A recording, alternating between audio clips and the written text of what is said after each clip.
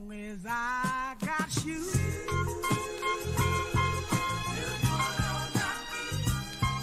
Yeah. All my children, everything is gonna be alright.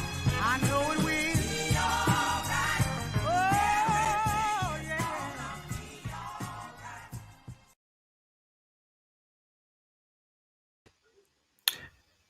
Long as I got them shoes to put on my feet. What up? What up? What up? What's going on? Good morning. Vietnam. What's good, everybody? Welcome to another episode of the Sabbath Morning Show. My name is Chuck, Zig. and we are two Christian brothers trying to make sense of it all. Amen. Amen. So, yes, sir, we are back another week, man. Despite the technical difficulties, we somehow still made it. Right. How was your week? Still waiting on that sponsorship. That's right, man. We would love to be sponsored by Apple or by HP, Toshiba. We'll take anybody at this point. Absolutely. Toshiba. When last time you see the Toshiba product? Sitting right in front of me. Oh.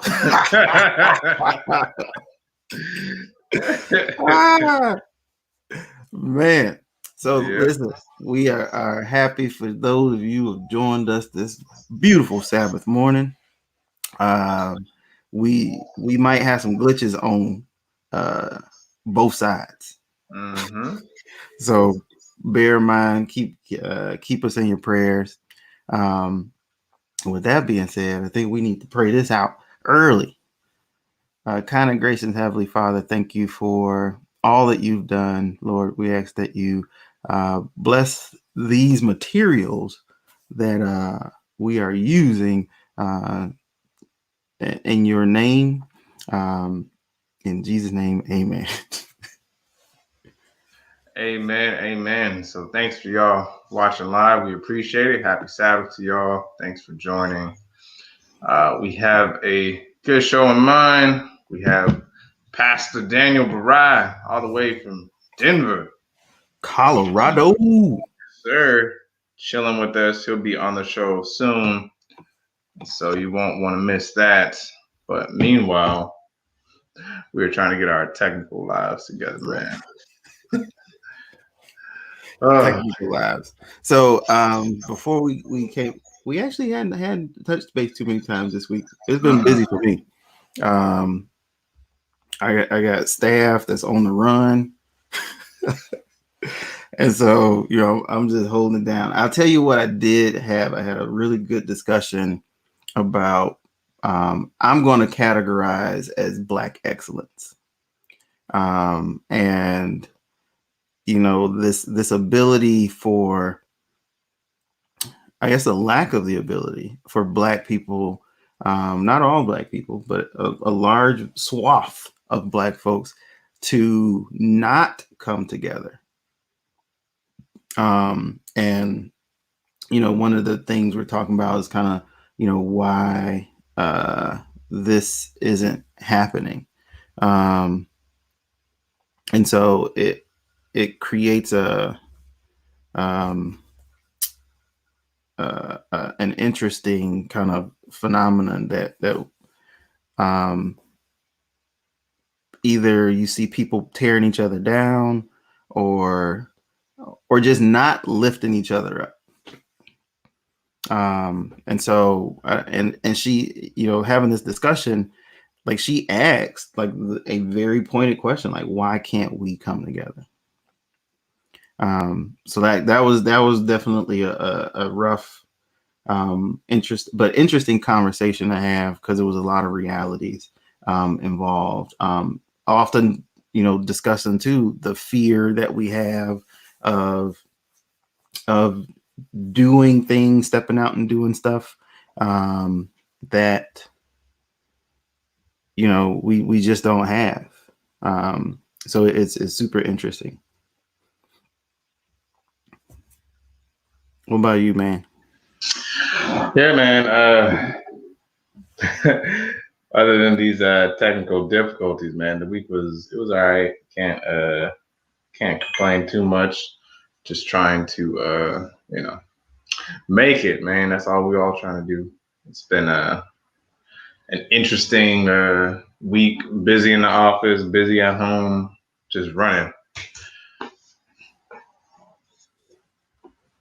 And I'll tell you what, man, it was I know one of the things that we talked about too, because yesterday we were at the church and they we were talking about, you know, the church coming back, right? That's the rumor is that at least our church is bringing back live service. Oh, that's good. And so we'll have to see what that looks like. I haven't got an official announcement, but I know a lot of the COVID orders are running down. Positivity rates are dropping. I think it needs to get to like 3% for like everything to be cool. But we've already started to see, you know, here in Michigan, they said that you don't have to have, if you vaccinated, you ain't gotta wear no mask no more.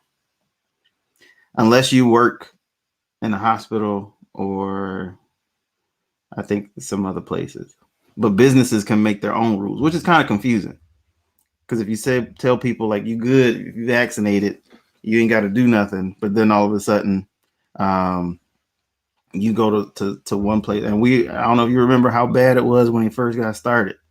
I mean, people was out here getting shot over telling people to wear masks. So that was a rough start to all of this COVID nonsense. For sure. Yeah, man. It's crazy. Oh, yeah. And I see in the comments, Michelle, yeah, we do need an in-person service. We haven't had one in a long time, but the concert was the last time I think we had one, and it was, I think it was really good. It's nice to see everybody experience, you know, worship together and be able to just fellowship and not virtually, actually in person. Yeah. But one of the things we talked about yesterday was, you know, the church coming back, you know, fellowship being a big important part of that. Like a lot of people just need the energy of being around like-minded folks. But then I know what we've been talking about is come back to what? You know, does this mean we just gonna go sit down and listen to a word, fellowship, and peace out? Well, I think that if that was what you were doing before, that was already a problem. Right. Hey, we got not looking forward to going back in person every week. Hey, that's honest. It's tough, especially when you got kids. You gotta get them all. You gotta get up at like 5 just to get everybody on time, just to be late. Right. Get up early just to be late. Late. That is the way of the child. Yeah, man.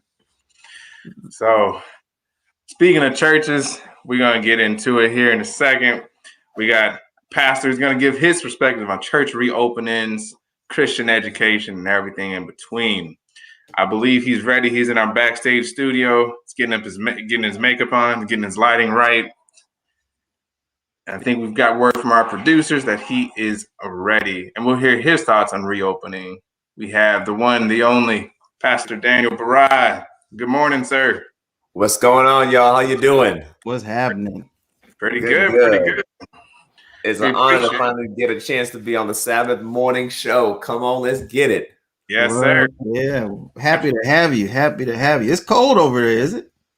I think it's relative, right? What's cold for you is probably not cold for us. Yeah, you guys do cold. Michigan, come on, man. Really? I thought the Rocky Mountains was supposed to be all cold all the time. Nah, so we're dry. So we have a lot of dry heat. 300 days of summer out of the year here up here. So it's amazing. We've had kind of a milder spring. So it was snowing last week. So, but if the sun's out, then it's gonna be a good day. If the sun's not Guns out. Exactly. And for those of you listening at home, Pastor BIRAI has been a long time listener of Sabbath Morning Show from day one. Yes. Day one. He's been Appreciate you. Absolutely. That's all where the I get. way out. Honestly, for a long time, that's where I got my news from. I'd be like, "What's going on in the world?" Sabbath Morning Show. You guys like that happened? I was like, "Lady, did you hear that?" She's like, "Yes." I'm like, "Oh, I didn't know." The news for the late bloomers. There you go. Exactly, because some of this news is crazy, and I don't like to stay that informed. It just gets yeah.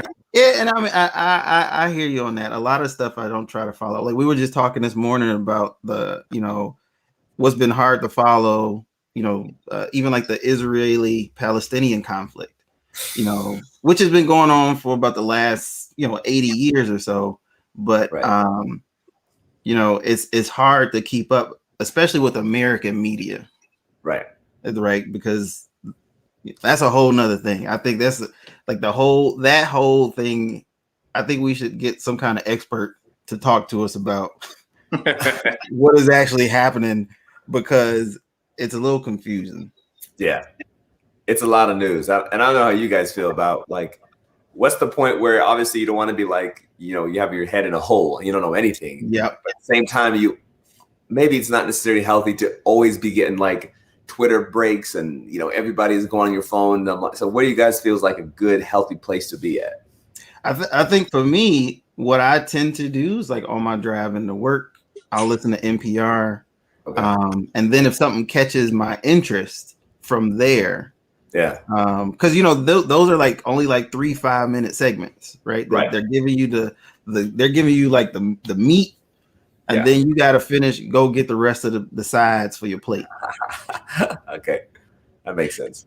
Yeah, and maybe recently I've definitely been lacking on my news input. Usually I'm more of a Flipboard type of person. I use Flipboard to get probably most of my news. It's curated to my experience. However, I do follow both sides of the spectrum. So I follow conservative news, I follow liberal news, I follow Christianity, just kind of follow everything kind of to get different viewpoints and kind of come to my own conclusions, that way. But I recently did start listening to like Fox Business News, but that's like that's a lot to like try to filter through and like decipher. But it's like I said, there's so many different sources for news, and that's what the interesting thing is we've seen, I think, in the last 5, maybe even 10 years, is that you can have your own news, right? It's like, this is what I want to hear, and this is then the truth of the day.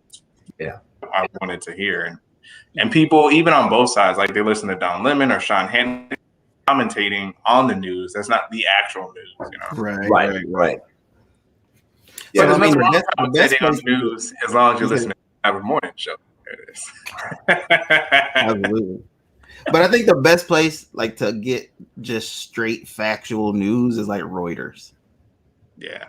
They don't have a lot of opinion stuff. It's just like, here's what happened. And it's crazy because we're so into commentating that I'll be honest, like I love basketball, but I've gotten to the point where I don't even watch the games. I'm just like trying to get on ESPN to see what Stephen A. Smith, what's his take on this, or or Shannon Sharp, like what does he think about what happened? And I'm like, what happened, Daniel? I'm like, well, I guess basketball is just basketball, but the opinions about basketball get really exciting. Yeah, and I love listening to Shannon Sharp too, man. He somehow, some way turns every segment into like an activist spotlight. Yeah. Right. no matter what you're talking about. It's I don't know, like especially like last year he was into it deep. Yeah. He became like a Black Lives Matter spokesperson. Right. Yeah. And then he flipped back to and then such and such scored. Yeah. Yeah. But So, by the way, Black Lives Matter, just so you know. Right. so kind of flipping it to you, Daniel. Comments. We see Ron Sidney said, "What up?" And one of the questions we have for pastors, since we bring them on the show, is we want to hear your opinion on things that matter. And we'll start like, we won't just jump right into like women's ordination. We know you're happily employed by the conference, so we don't want to jeopardize anything. I don't know if you've been here too long, but we do give a disclaimer. You free to speak here. You're among friends. we aren't sanctioned by any conference whatsoever. So there you go. So I can finally have my truth out. This is my Oprah moment. Yeah, this is your Oprah moment. Yep. We don't have tissues. Rachel, we don't have any tissues. No tissues here, but okay. We give it to you raw, straight truth. So first up, man, tell us a little bit about yourself, Daniel. We want to get to know you. What can we learn about the legend Daniel BIRAI? Yeah, I don't know about legend, but real quick, born in Kenya, Africa, and was raised in Berrien Springs, Michigan. Lived there until about 11. Then went back to Kenya for about a year and a half, and that was a cultural experience. And then came back to Michigan, then moved to Texas. Went to college there at East Texas Public School, and then after that, spent a year in Minnesota. Then went back to grad school in Michigan to seminary, and then I've been out here working with the Rocky Mountain Conference out here in Colorado for about 8 years. Wow. Yeah. So I read a little bit about your story. So I think this is really interesting. So why you couldn't cut it in Kenya, brother? Bro, listen. I was raised in America, and so I had the American attitudes and perspectives of everything. So I go back over there, and I'm trying to like make the best of things, and they're like, "You're weird." I'm like, "You're weird," and they're like, "You talk funny." I'm like, "You talk funny." And it became this thing where I felt like in order to be accepted, I had to like one up them because they didn't to really appreciate who I was, and neither did I appreciate who they were. And, when you're a kid, especially middle school, those are some little years, man. And so I would just start lying and saying, like, I own 100 pairs of shoes. I mean, I just started making all these fables, and my dad was like, "Son, what are you telling people we have?" I'm like, "Oh, well, they started it." He's like, "Okay."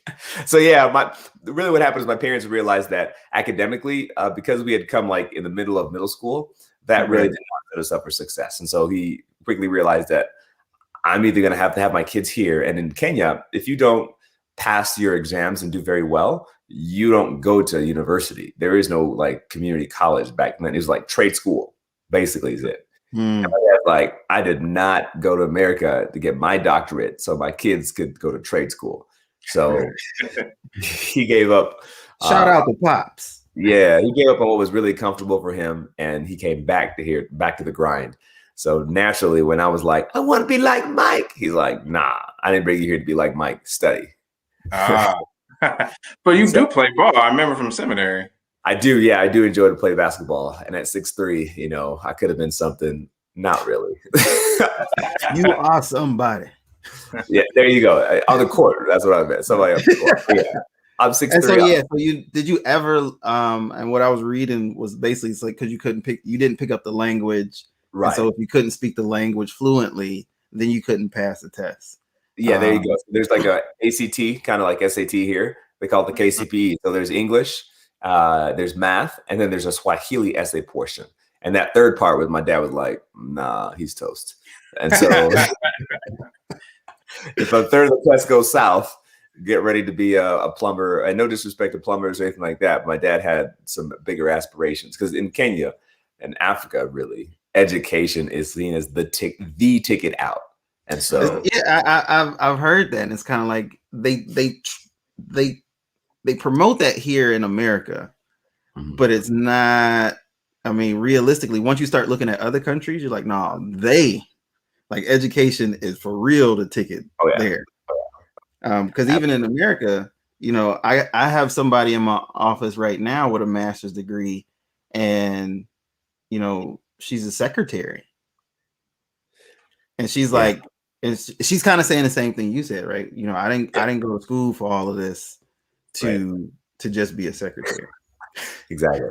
Shout out to secretaries. My secretary is awesome. They are definitely needed. But so you know, kind of touching back on that experience, to put you on the spot, did you ever learn Swahili?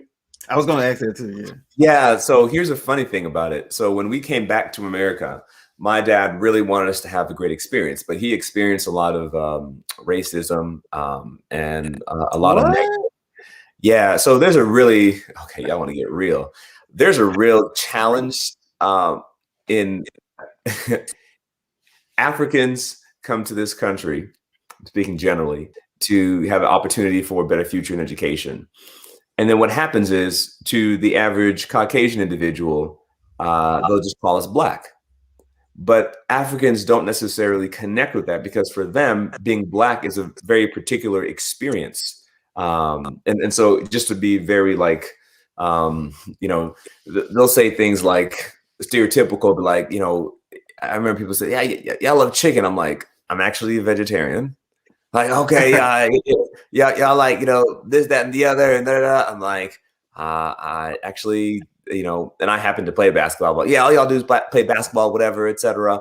And there are all these stereotypical things that maybe you could talk about the Black experience. You know, church on Sunday, I'm actually a Seventh-day Adventist. You know, so we didn't correlate with these things. And so what happens is, and then there's a lot of negative stereotypes around African Americans, et cetera. And Africans, they're coming here like, they're like, let's work as hard as we can to get it, to move up, et cetera. Whereas African Americans, their perception, again, not having a good understanding of the history, come and see like, what's wrong with y'all? Like, wait, what? Why are you guys on like food stamps? Like, let me tell you, it blew my mind, guys. It blew my mind, right? And it's before I actually understood. I'm in seminary. I'm working at Target, and there's this young lady. And, you know, she has what I probably is very stereotypical, like Keisha, whatever. So Keisha is working. So we're going, and the idea is like, get as many hours for an African, get as many hours as you can to make as much money as you can to send it back home, because there are people who need it, right? Okay.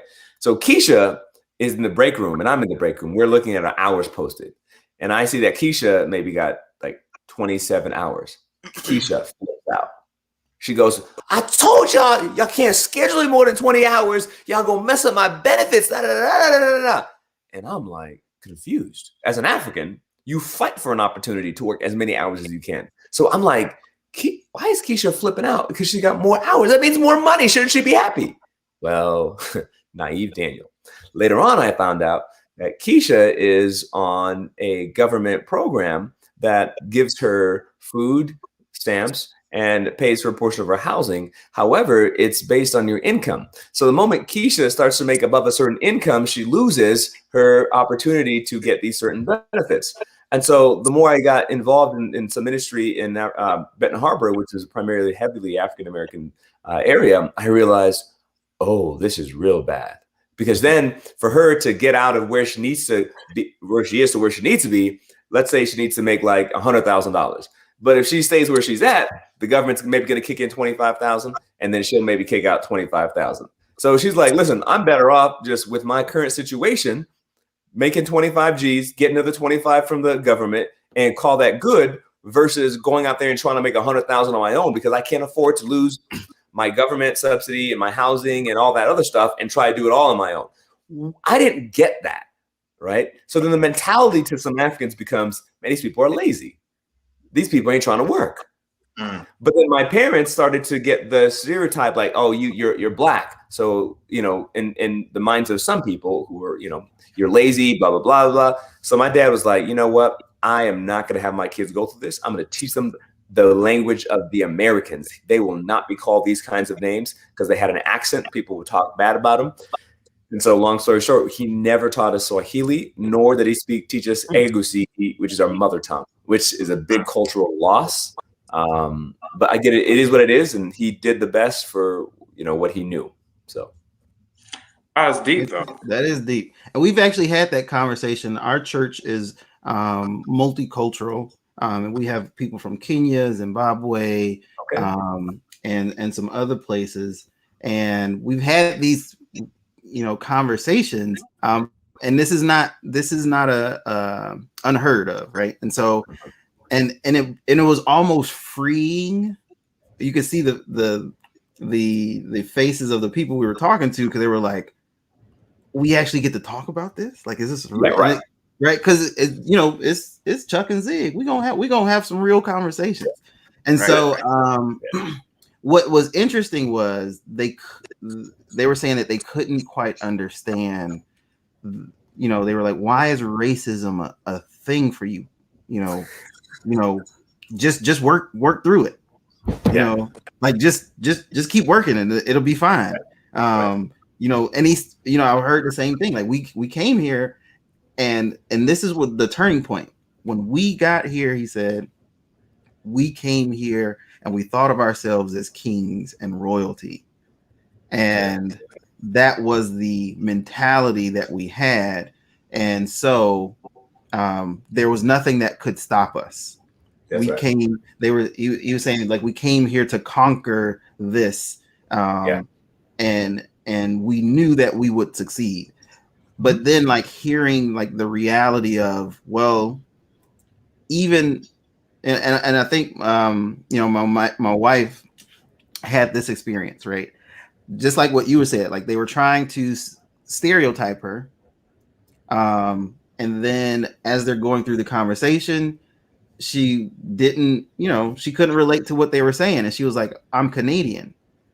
And immediately the people who were talking to her, engaging with her, said, oh, and their tone shifted, and they started to treat her differently. Yeah. Right. And so, the American experience related to racism is very unique, and they will pull apart. And again, it's not just a white people thing either, right? Like America in general, when it comes to Black people, it's almost like we got to find them. Like, oh, there he is, and then it's kind of like, all right, we will do this to this person, but you from Kenya? Oh, okay, hey, it's completely exactly. Yeah, people would say stuff like, once they found out a little bit about me, they'll say stuff about Black people, and I was mature enough to realize, because essentially what I was told in grad school with some of my friends, they're like, Daniel, this issue between racism is so deep and it's so heavy. We don't have space to bring your African flavor to this thing. Like, we just need you to sit down real quick on the side there and realize, like, there's a war going on. And because every time I say you're Black, I'm like, I'm not Black, I'm Kenyan. They're like, that's the same thing. I'm like, no, it's not the same thing. So it literally, and it became that piece. They were like, Daniel, listen, let me just educate you right now. I don't care what you think. I don't care what kind of ethnic food you eat. When people see you, you're Black. Okay. And so when they're going to talk to you, they're going to talk to you as a Black man. Don't try to take time explaining it, because then what it does for African Americans, it makes it seem like you don't want to be associated with us. And I'm like, no, I'm not trying to say that. They're like, well, that's what we're hearing. And so I just shut my mouth. And when people say, what are you? I'm like, I'm Black. Which is interesting, because we were talking about, I don't know if you follow the this is big in the headlines now, right? The critical race theory. And which is essentially, part of it is to say that Black is a social construct.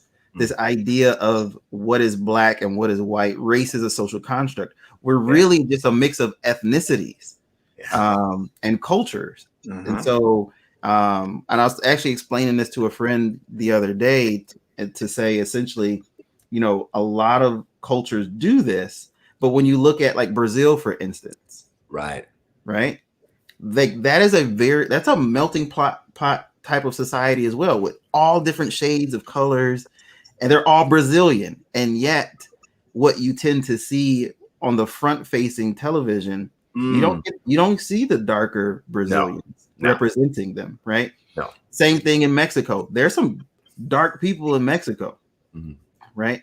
But you never see them represented on, front facing. The only place where it gets really interesting is like India. Yeah, I was gonna say India. They try to apply the race construct, but they kind of got it wrong. And so you could be like as dark as me and you, and be considered white because we're rich. The caste system. Yeah. And so then, you know, light skinned Chuck over here, they're gonna call him black because he's poor. Yeah. But to be fair, even in their Bollywood movies, you don't really see a lot of people with the darker shades on there. And so it's a real interesting kind of but again, like globally, right? This affects us. So even on a within the Christian world, within more specifically the Adventist experience, we see it. And I'm curious, as from your experience, given kind of your background that you explained, how's that impacted your ministry? What has been, because I think you pastor like a predominantly white or at best multicultural. You're not in the regional conference. Yeah. I didn't want to say black conference, but yeah. So that's a really interesting story. Kind of give a quick recap. So I didn't even know. Yes, we watched like 2, maybe 1.5 together though. I didn't even know regional conferences existed until I went to seminary, and I've been an Adventist my whole life. So that was a real awakening experience, and it kind of always goes back to personal experience. So in middle school, I had, I'm just coming back from being in Kenya and trying to figure out who I am. So of course, by the time I get back here, I land. Now I'm still in middle school and getting in high school, and those can be some tumultuous years for a brother, for anybody. So then I moved to Texas, and again, Adventism is so specific. It's such a cultural melting pot that everybody. I mean, I had kids that were from all over the world growing up, etc. But then I go to Texas and it's like white, black, and Hispanic. That's basically it. I had a really bad run-in with some African-American students who they were just being kids, right? But at the time I'm coming back, so I'm still now I got my Kenya piece on. I know what it looks like to be Kenyan, but really I have what my wife terms middle-class values, right? I've been raised that way. So when you're spoken to, respect authority, do what you're told to do, get good grades. And above all, you better get some good grades and you better not get in trouble, because my dad is not trying to hear he started it, because it doesn't matter who started it. He's going to finish it with a good old spanking. So I go to middle school and have this really bad experience. These kids are calling me all kinds of names out of the book, etc. I know if I speak back, they're going to beat me up and so what happened, I made a mental decision in my mind. I said, I will never live around black people. They treated me so poorly. And it's not like the white kids were completely innocent. They just left me alone. They treated me so poorly. And I felt so small. So in my mind, I said, one day I'm going to make so much money that I will never have to live around these people. And I went on to middle school and high school, and my dad, I think, almost had a similar situation, because he realized he just didn't know how to deal with all the heaviness of this thing.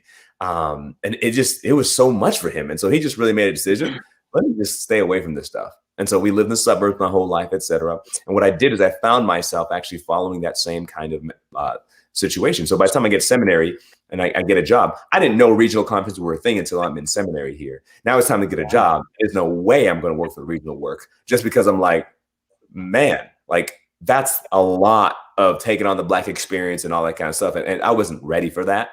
Nor did I really was at a place where I wanted to be ready for it. So I go work for a state conference, Colorado, etc.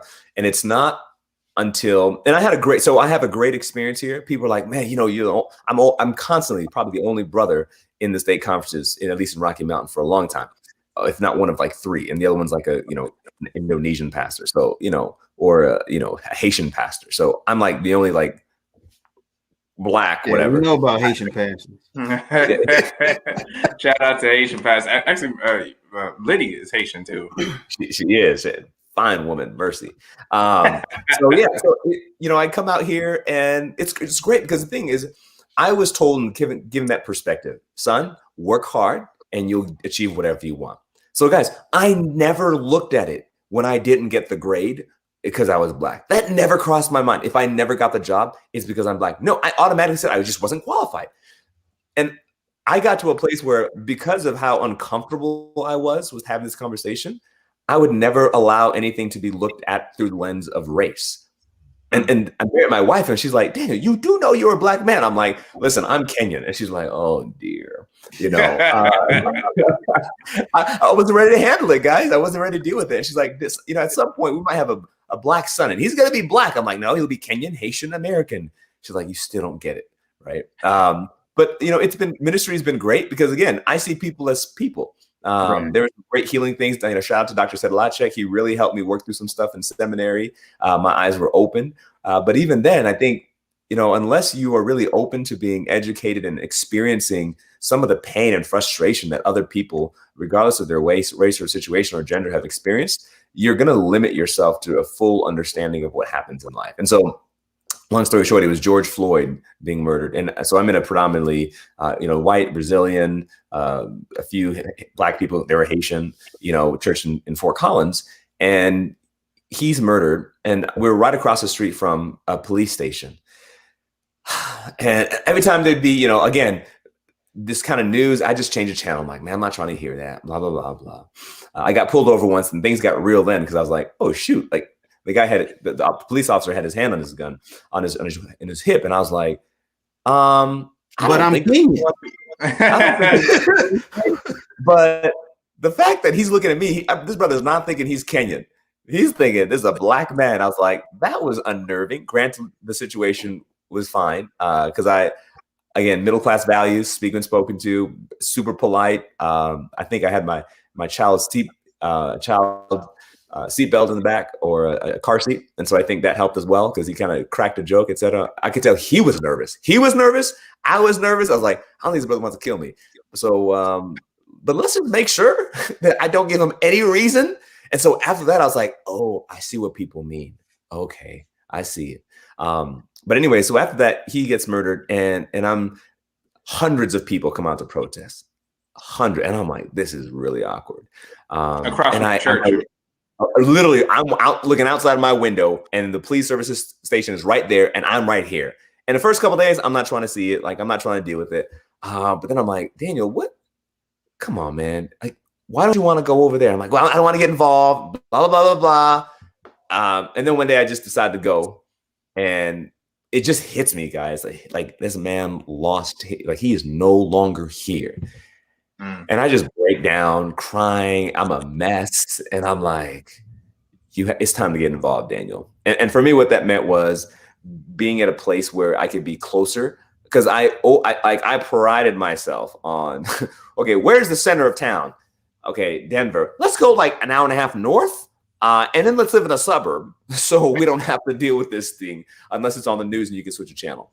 But we made a decision to, then to get more involved. So for us, it meant moving to Denver and pastoring a church in Denver. So yeah, people are still people. I think there's a lot of people don't understand. I think people are tired of this cancel culture. And I think one of the blessings of kind of my experience is culturally people call me white because, all the stereotype things that people talk about, whether it's education or, you're smart, blah, blah, blah, which is really sad because I'm like, why is that a white thing? We don't buy that. We don't buy that over here. Right. Exactly. And I'm definitely a reformed hood brother. But a lot of it comes from people just not having exposure to these things and being open to being corrected about these things. And so now kind of living here, I love my church. Just like everybody else, the way I see it is we're all sick, man. And I've been at this thing for long enough. My dad was a pastor growing up. I'm a pastor. I know people. And at the end of the day, I don't care what you look like coming in church. I know you are a mess in some area. The question just becomes, what area is that? And just the other week, I found out something about somebody and I was like, what?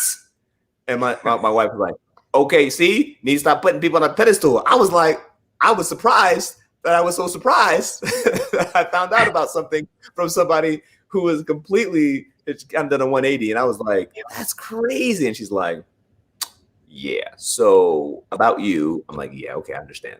So yeah, people are people, man. So I just try to relate to people kind of where they're at. And I'm genuinely curious about why they believe what they believe. And I think I've been given this ability to really not be affected by what people say in the sense of like, it doesn't offend me if you think or whatever you think. I'm just curious to find out why. And in that curiosity, I started to be like, oh, so really you're afraid. Okay. So really a lot of that stuff stems from fear. And then we, as a culture, kind of create this fear of the other, right? America is really good at othering people. And so anything to other you because, you know, maybe I'm scared that you're going to take some of my resources, or maybe I'm afraid because someone else had some experience and then I'm applying it to myself, or, you know, whatever it is. But America has a really good track record of othering people, to the extent that the people who have been othered start to other people as well. And I call it spiritual politics. Honestly, I sit in these rooms, and we have a school. Of course, the Adventist system has a huge school system. We have a school connected to our church, this large, amazing school that traditionally a church is connected to a school, right? And that becomes that church's school. But there's a unique situation here where they built this beautiful like pre-K through 12 school, and they said all these other churches, these 12 local churches in Denver, are all going to support this school. Well, that sounds great. But essentially what you run into is, one church has the majority of the students and the teachers going to that school. So then culturally speaking, that shapes a lot of what happens. So now the question is, okay, how do we expand that circle? We need more finances, education costs money. And so the big question is, how much say do I have from my little small cohort versus this very large piece? And that becomes interesting, because it's like, oh, and you start to see these othering. It's like, well, and rightly so. They're concerned that what they feel is the right thing for the school may be influenced by other people who have a different perspective, and things get real. Yeah, Christian education is a whole nother discussion, and there's a lot of just thoughts, and I think just the first hurdle to at least Adventist Christian education is just the cost. Like, why does it cost so much?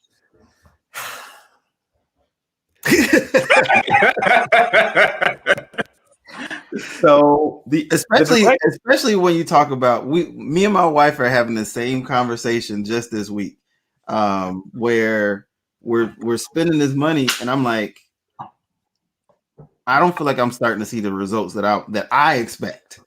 So I'm like, I paid for this, right? And so when I pay for something, I feel very strongly about things I pay for. And so I'm like, I don't care what this other person paid for and what they got, but if I pay for it, I'm looking for accountability. Like, I look at it as a service. Yes. And so I'm like, I'm paying for this service. Where's the support? Where's the customer support? Where's the accountability? Like, where's the reports? And for a whole year, we finally see a report card. I'm like, what is this? What is this? So that the simple answer to why it costs so much is because so we have a very unique the system of how we support. Many churches use this system where they just put all the money stays in the local church, and they just do what they feel is best with that. Adventists have a very different system where we take a portion, and then it kind of goes up, it filters up to the top, and then it again gets redistributed down low to cover all these different levels of ministry. So the local level, then the conference level, then the union level, then the division level, then all this kind of stuff, and the world church level. So it's a lot of different layers, etc. Trickle down economics. Well, we know that don't work, man. That don't work. That's a whole nother. You about to get me started on. So basically, they're not enough giving units that are supporting this work, right? I think we heard a statistic in the 70s. It's kind of sad, about 20 to 30%, and I think the number might be high, of Adventists are faithfully supporting the church through their tithes and their offerings. And members they tend to be more faithful giving their tithe, but maybe not as much their offerings, which that goes to support the local church, etc. So the long story short is, there are less people who are supporting the system, and then the value proposition behind why they're supporting it is changing. Before, it used to be, this is just what we do. Like, I live in Denver, I root for the Broncos. It's just what we do.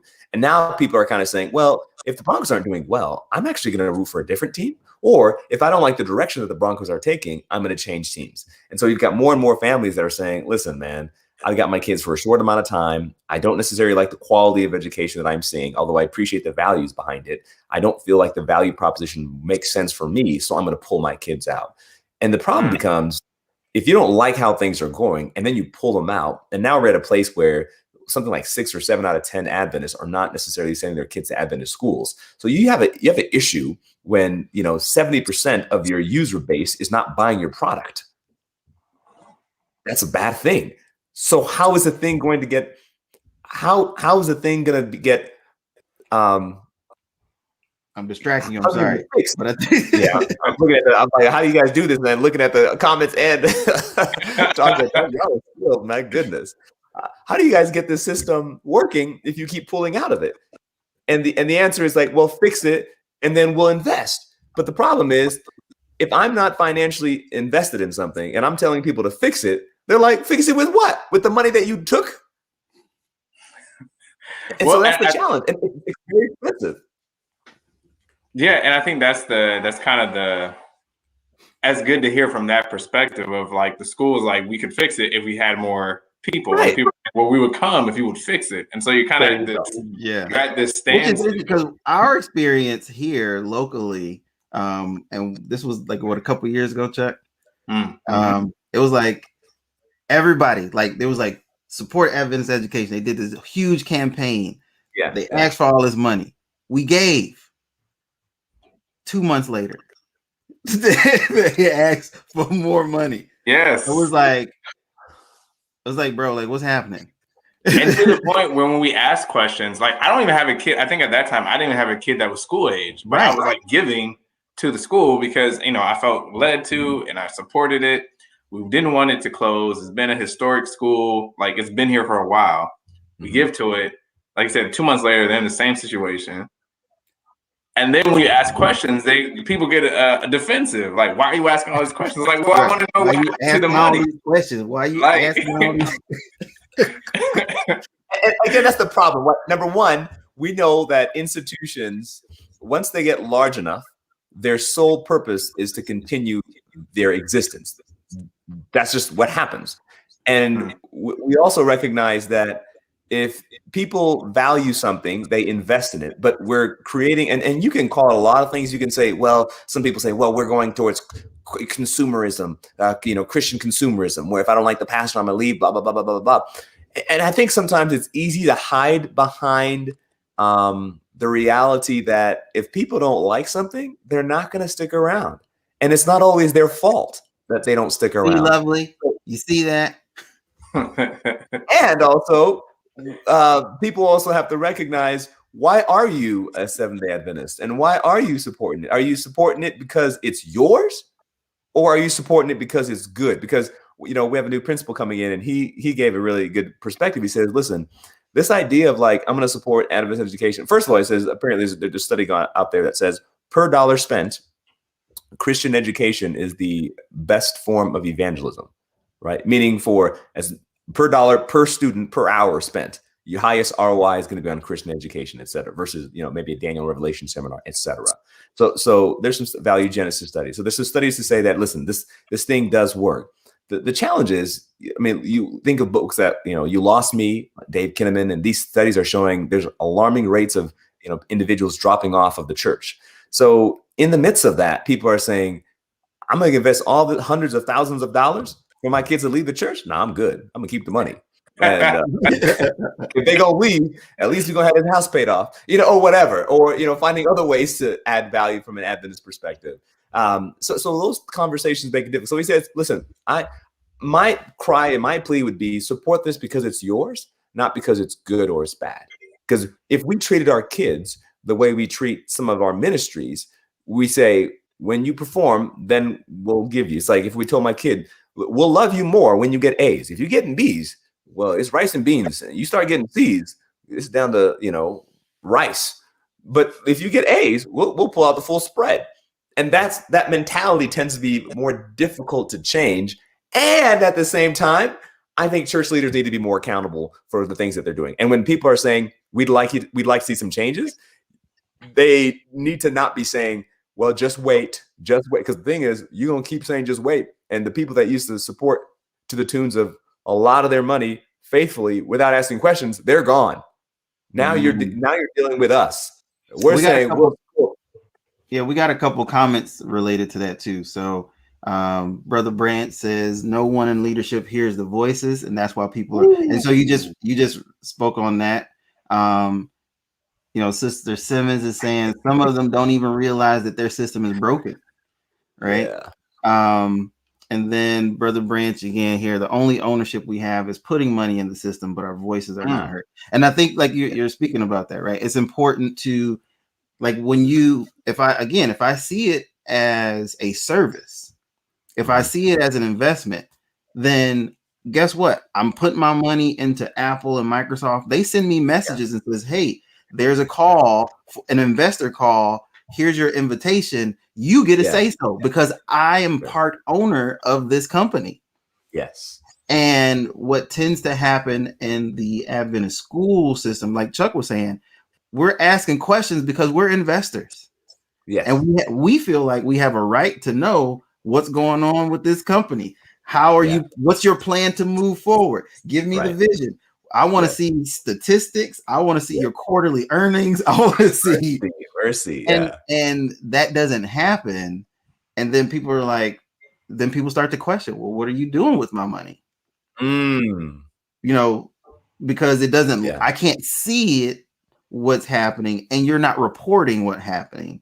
And so, even if you use the child model, absolutely. I agree with that. Right. I feel like it's this idea of loving your neighbor as yourself kind of applied somewhere else because you wouldn't do that to yourself. And so therefore you kind of elevate the care that you give.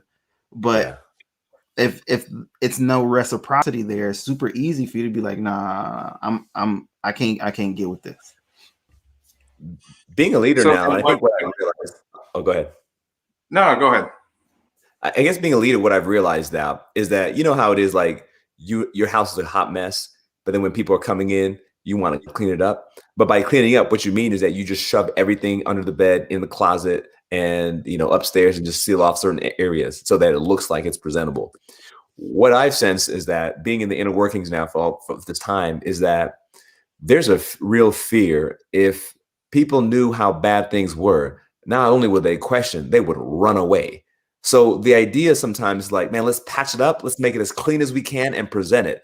But then the problem is when you've patched up cancer, not to say that it has cancer, but when you patch up cancer, you're still going to need some treatments. And so you say, yeah, it's looking a lot better.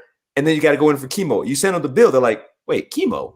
I thought you said it's looking better. Well, it is, but pray for us, blah, blah, blah. So there's some real issues. And I think sometimes the fear becomes, if people laid out the issues exactly as they were, and you saw the path forward, it's going to be a slow one. It's going to be an expensive one. We're going to have to turn the ship around, and it takes a lot to turn a ship around. But that's what has to happen.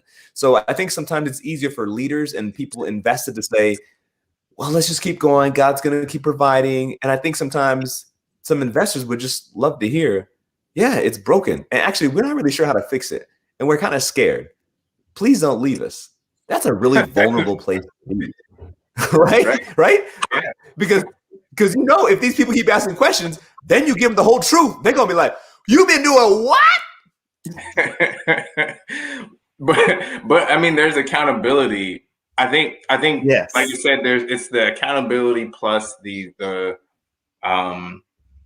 perspective that we are all a part of it, right? And I think because it's not embraced on both sides, as a parent or as a supporter, and then as a leader of the school, there's like, we both put up kind of walls, and it's like that doesn't help the overall cause. Everyone, and if I think it's a factual statement that everyone wants their kids to have Christian values. Yes. At least within the church, people want Christian values raised. They want them to have that experience, which is great. The problem is the other factors that go into what does that look like. Like, schools are expensive, that's a fact. But how do we bridge? So the question I have for you is, bringing this new perspective to us and to our audience. What can we do? What would then be the action that we can take, given that probably none of us that are listening, at least right now, are a part of the school board or our principals? What can we do to start a better journey for Adventist education? That's a great question. So the first thing I'd have to say is it's time to be involved. And this is what I mean when I say that. The truth tends to be, and my experience in church has been, when you want individuals involved, you have to find something, their why. You have to find out their why. Why would people are tired, they are overworked, it's COVID. Like we're in Laodicea, if you understand the prophecy piece around it, where people will be less and less interested in spiritual things. People are frustrated. There's a lot of racial inequality and inequity, etc. People are tired. It's cancel culture. So even in the midst of all that, you've got to find a reason and a way and to find out why people want to get involved. So for the school situation, what I found is that if you're taking your kid to a school, you are already invested financially. But the truth is, it's not enough just to invest for your kid to get there. You have to be on deck. So it'd be going up and saying, hey, I don't send my kid here, but I'm an Adventist. If you are a Seventh-day Adventist, you are already supporting education, Christian education with your tithe dollars. So you have every right to go and say, hey, listen, I'm an Adventist and I'm supporting education. I'd like to be a voice. I'd like to be heard. I'd like to get involved. And it doesn't always necessarily look like having a seat on the board, but it does look like talking to people and communicating and saying, hey, what do you guys really need? Because the biggest reality is it's a ministry. Adventist education is a ministry, and you can pay for it. And that's great. We pay for teachers and do a great job, but we need more help. Just same thing for churches. Well, what do you suggest for the churches that are struggling? We need you. We need you to show up. We need you to be consistent. We need you to be here, whether it's going well or whether it's not going well.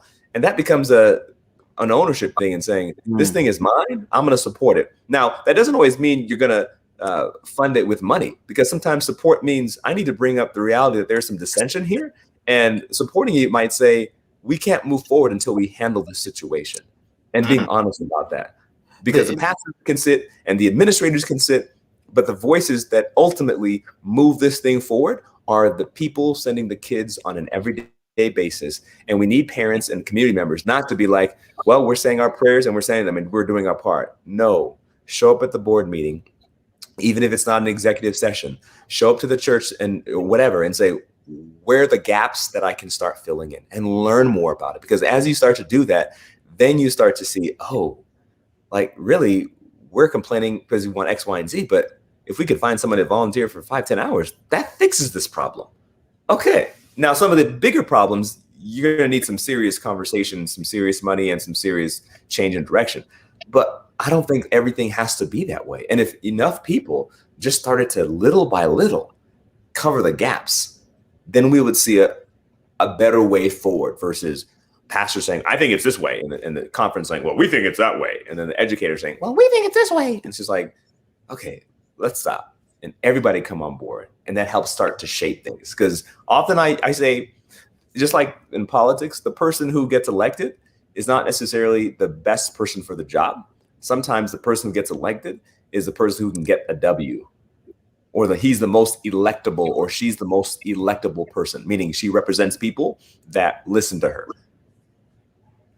And so we have to be honest about that and say, we all need each other because we all bring a different perspective, right? We need the regional work. It brings a different perspective because it's been clear that the state, conferences haven't necessarily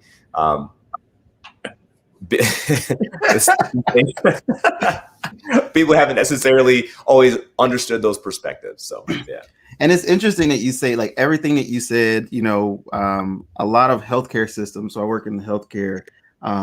They're doing all these trainings about high reliability organizations, which has a lot to do with accountability. So in an HRO environment, we don't blame the person.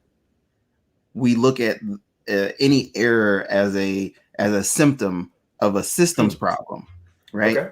And I think it's easy, to, like, kind of what you're saying. It's easy to point out, like, this person, like, if they're mismanaging funds, and it's causing something to go wrong with the school, it's like, hey, we got to fire this guy, get him out of here, and we'll blame everything on him, as opposed to, like, expanding the view to not just focus on the person, but look at the system. Like, well, something in the system allowed this to happen. If we address that systems issue, then we'll address the larger issue of people doing that. Or if we same thing about related to like pointing a finger at like, well, get mad at people who don't support Adventist education.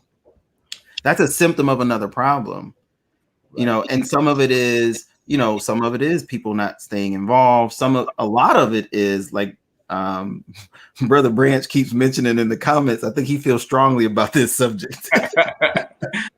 You know, leadership not listening, right? Yeah. And so, and if all it takes is to just listen to people. And the other thing that's really interesting about like the HRO model, I'm in management, so obviously, so is that we defer to the experts, and oftentimes what our worldview tends to be is that the person in charge is the expert, and that is not true. Yeah, that is not true. They're just a representative of the organization, and like I have 12, 13 staff members right now, and I always tell them like, listen, I'm not the expert. I am simply the person that brings the experts together. And once they start to hear like, well, what does that mean? I'm like, you're the expert. Like, I need this information from you. You're the one on the ground doing the work. And so in schools and in especially in Adventist education, but in all schools, essentially, you tend to hear like the teachers are never being listened to. The parents are never being listened to. The students are never being listened to. And that is your expert, your subject matter experts. The kids are the ones getting the education. So you need to hear from them to see how it's going. The teachers are the ones that know how to deliver it. Mercy. And then you have the parents, the ones that kind of bridge the gap between the two. Like they're looking at the end result. Like, all right, I sent my kid to this school to be taught. Which is why I'm looking at this stupid report card. Like, this don't mean nothing. It doesn't tell me anything. And so yeah, I'll be going up there this week to have a conversation. here's my thing, Zig, please. And here's the challenge. And again, I think a lot of this has to fall on us as leaders who are in the organization. Is by the time the member has come to you with the problem, they're already frustrated. And they're already feeling like they haven't gotten what they need. Yep. So as leaders, this is not the time to be defensive and defending things and justifying why you made your decision. The reality is you've got an unhappy parent. And this is what leadership is, taking humble pie and saying, listen, Mr. Zig, I apologize that we have not met what you feel is the standard for your child. We are going to try and do better. Please give us another chance. But then they can't stop there. They have to say, Mr. Zig, honestly, what would really help is if you'd be willing to spend, 2 hours once a week on Thursdays, because we have a gap here on Thursdays for 2 hours. If you could help us do this, I'm not saying that'll fix your problem. That'll really help us get that portion taken care of. That would then allow us to pool some resources over here. So would you be willing to spend those 2 hours and then honestly find someone else who could spend 3 hours on Mondays? That would really help us be in the right direction. So that's real. It's real. And I think you're absolutely right that, again, part of and that's a tenet of the high reliability organization, right? Because the word itself means that we want to be reliable. Ooh. We want our organization to be highly reliable, which means if something's wrong, you're absolutely right. It's probably been going on longer once it comes to you. Yeah. Because if you did true risk management, you'd catch it like before it became like a full-blown problem. But the fact that it became a full-blown problem and now it's in a report, like oh crap, how long has this been going on? Yeah. And so and I think in our specific issue, like we've had attempts to like talk through like, hey, like we took like I guess kind of like the passive approach, like, hey, like, so when our parent teacher conferences, it's like, wow, where's the answer? Like, what's happening? And it could be right where you're saying like the truth of the matter could be that she doesn't have time to put together a schedule to do that because she's, the one teacher between two classrooms doing A, B, and C. And if we had a volunteer that came, then I could put together a schedule. That might absolutely be true. But after I asked you twice, right, closed mouths don't get fed. Mercy. And so, I'm not going to assume to know what you need. Yeah.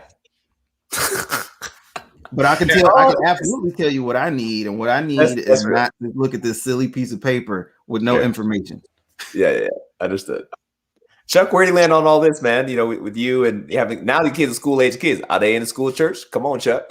They are not church Where you educated. at, Chuck? Nah, they're not in the Adventist education for multiple reasons. I mean, cost is definitely a big hurdle, but then also just the quality of education and that sort of thing.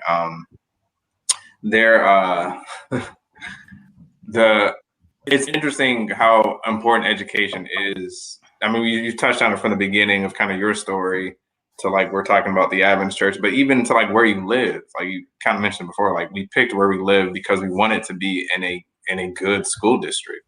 Mm-hmm.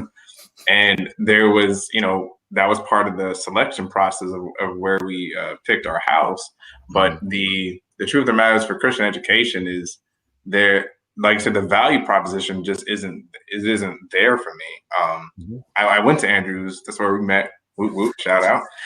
I enjoyed my experience there, but the difficult portion is the lack of diverse education opportunities. And what I mean is, from coming from an engineering background, predominantly all of our universities don't have engineering programs. You start at like a school and then you have to attend like the public school next door to finish your classes.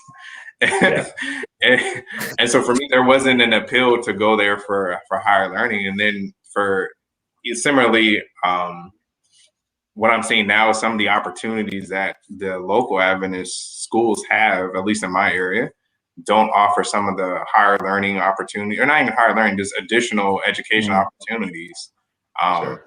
And I think it's, a great conceptually, but there's between, people get at us at Nissan. I work for Nissan. We have a concept car, and then we released a production car. And people are like, the production car doesn't look anything like the concept car. What happened?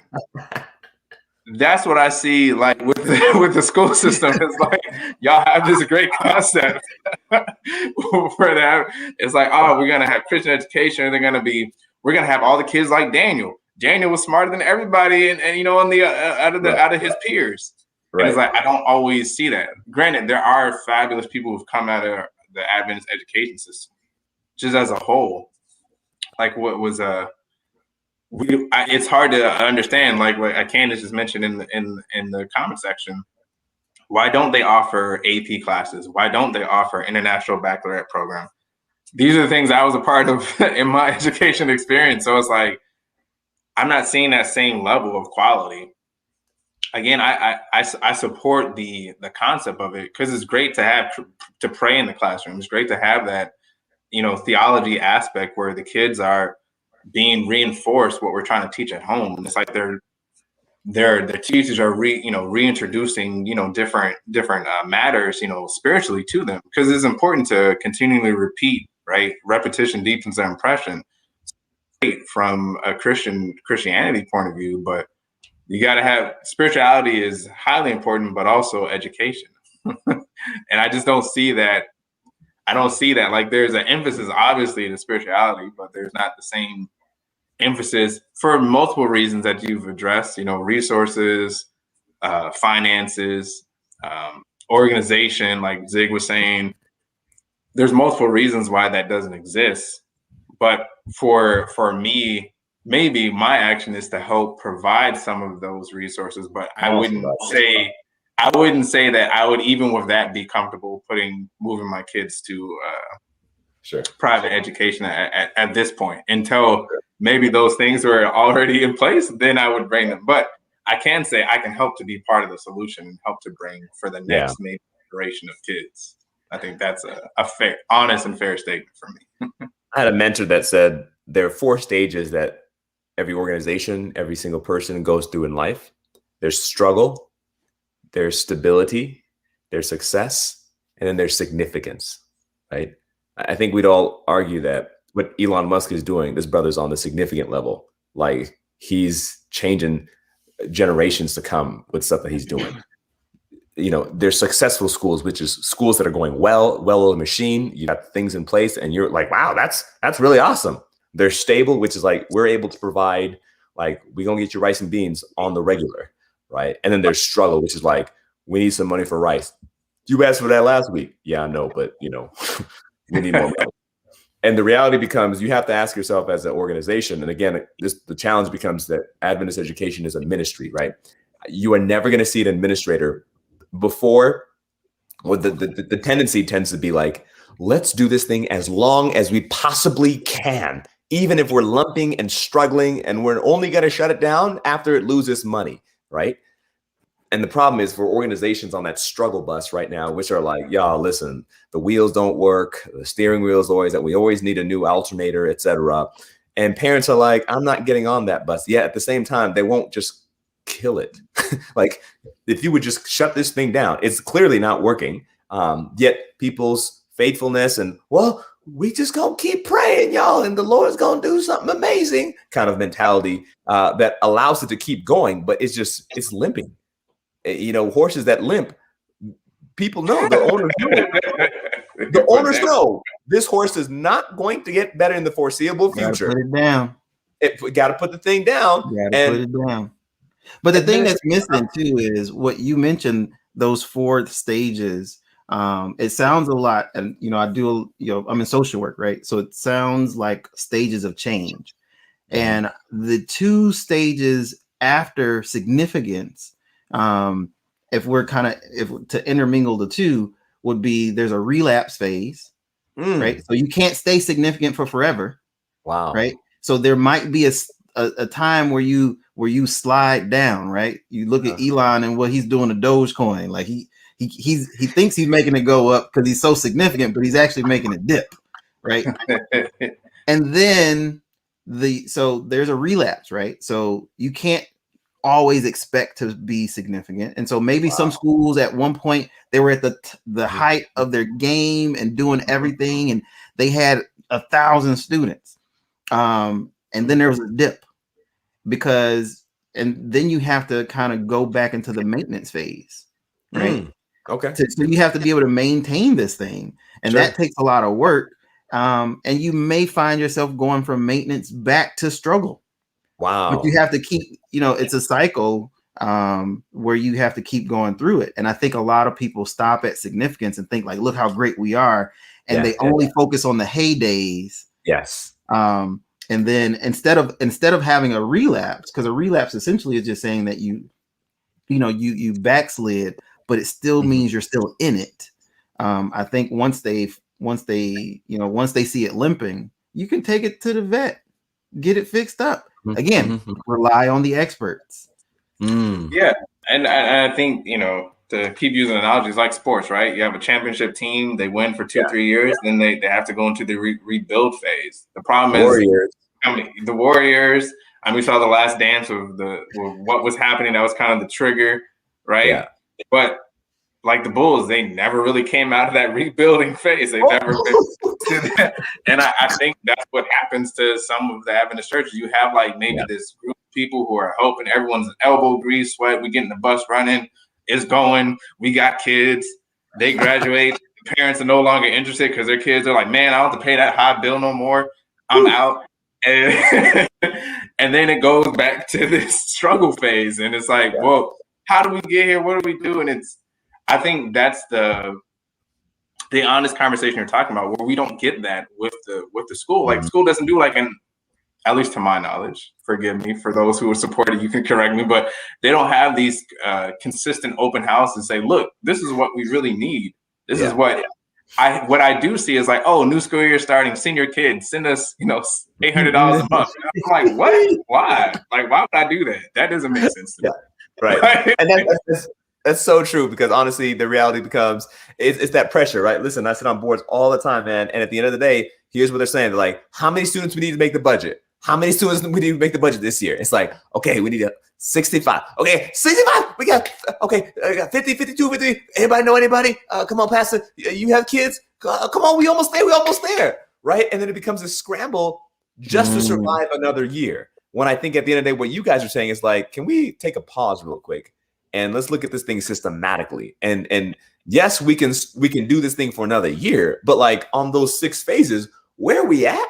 Where are we trying to go? And what do we need to get there? And I guarantee in almost all situations, if they are not already successful or significant, that's when they need people who can help lead these conversations. Because I promise you, teachers that are struggling and schools that are maybe stable, they don't really have a lot of energy to talk about this visioneering stuff and the future and these being high reliable systems. They're just saying, we made it this year. Hallelujah. Okay, now let's. And then COVID happens, and then student life happens, and then teachers leave, and then principals come and go, and then pastors affect what's going on because they don't have time for these kinds of things. So in my perspective, the thing that the churches and schools need the most is stability. Like, I need to know that you're going to be here long term. And by long term, we could even say like 5 years. That's a long time in the church school world. But man, if we can have some long-term, and no one's long-term other than the people who tend to live in the area. They tend to be the most long-term people. And the people that are in leadership positions, unfortunately, sometimes fluctuate in and out. Teachers and pastors and administrators and conference presidents, they come in, they go. But the people who are there forever are the Chucks and the Zigs of the world who are saying, at least as far as I know, I'm going to be here for a while. And so then it's on us to say, hey, I see a gap. I want to help us be successful. May I come along and help? And I think when people know that you care about them and you're not just jumping in to criticize, that's the other thing. It's like, man, I'm a pastor and I know criticism is part of the game. But man, it gets really tiring when someone I don't even know comes to me, Pastor, let me tell you what's wrong. Blah, blah, blah, blah. And I'm mature at a place where I can hear it now. But sometimes I'm like, man, I wish you could.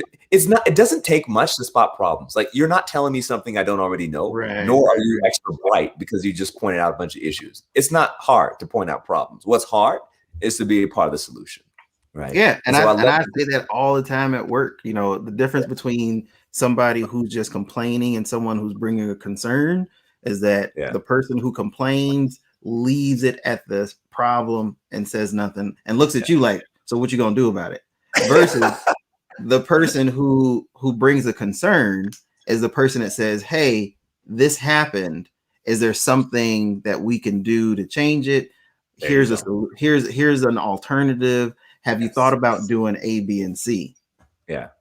And Brother Brent again brings up another good point. HBCU models. Shout out to HBCUs. I'm result of one of them, but the second generation, the HBCUs have figured it out, and there actually is a new renaissance that's been going on where people are like, no, we're no longer, like, at least within the African American culture, we're no longer looking at them like, oh, this was the only school you could get into, or this was, it's somehow subpar to, whatever education. It's like, no, we want to send our best and brightest to HBCUs. And there's been a big push within, I would say, the last 5 years of people sending them.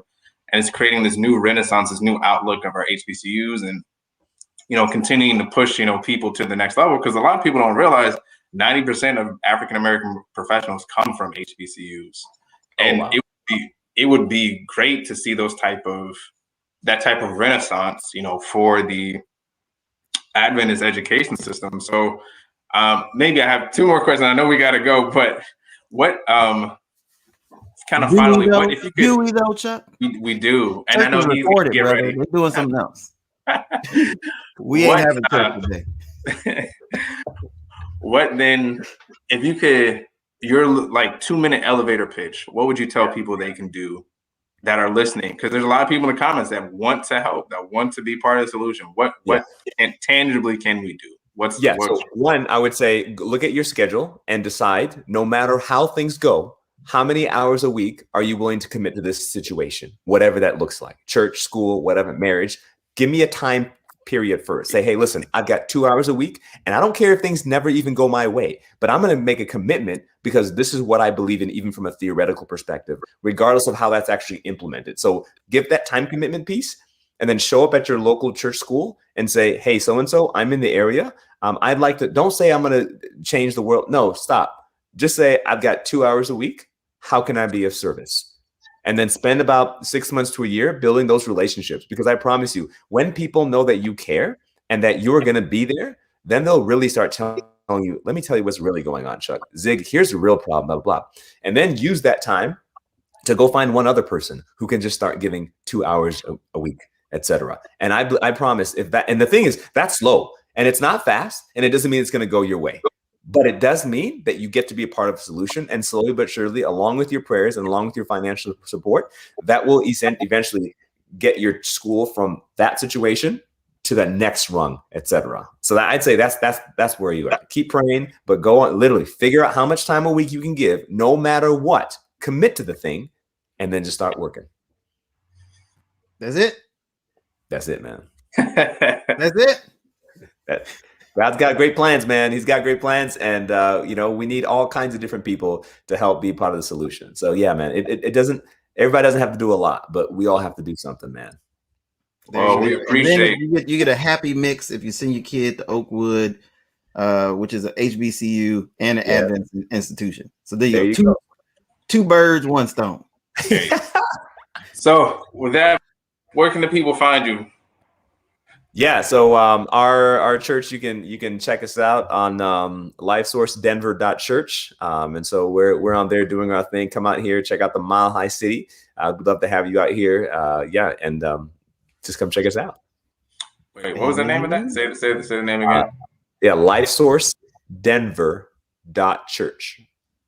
LifeSource Denver. Got it. Okay. All right. What about you? Are you on social media? Nah. Nah.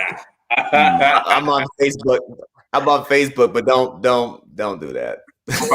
Everyone go follow Daniel BIRAI on Facebook right now. Go everybody. Send them messages, all your complaints about Christian education. No, my wife got on my face like, somebody been messaging you. You need to be on your Facebook more. I said, I really believe if people want to get a hold of me, they can send me an email. It's valuable, just not to me. I've been really, So, all right. Well, hey, thanks for having me, guys. Time with us. Yeah, thanks for coming out, bro. Yes, sir. And with that being said, you've given us reason not to fear the bad news about Adventist education. You don't have to fear the bad news. Oh, is that one part? Yes, that's your part. And keep your heart and mind focused on Christian education. That's right. And always trust in the Lord, even with Christian education. Jesus will work it out. Yes, sir. Jesus will work it out. And with that, we are 3 Christian brothers, and we will talk to y'all later. Thanks for watching. Blessings.